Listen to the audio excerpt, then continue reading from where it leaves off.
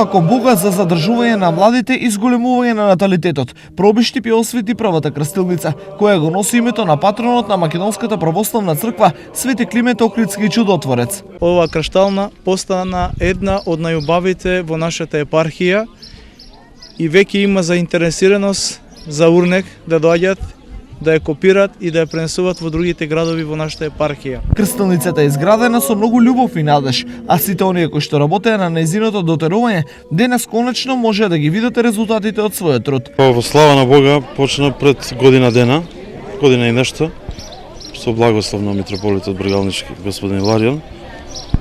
Вкупно работа негде околу 6 месеци, акротехника која што се користи за фреско живопис.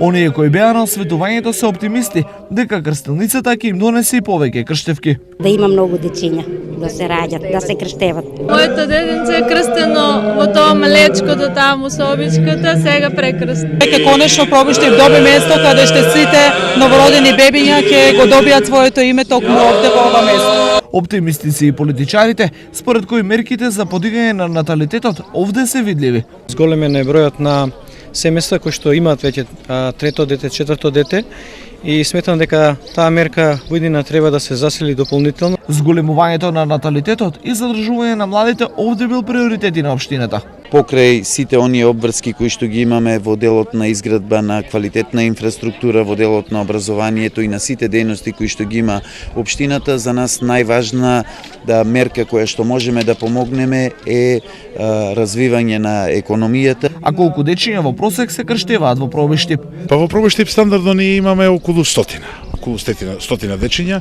Сепак, статистичките податоци даваат друга слика за Пробиштип. Кога во прашање наталитетот, оваа општина ја дели тажната судбина на македонскиот исток. Во првите 3 месеци од годината, овде се родени само 29 бебиња, а починале 64. Негатива со жители за само 3 месеци е 35.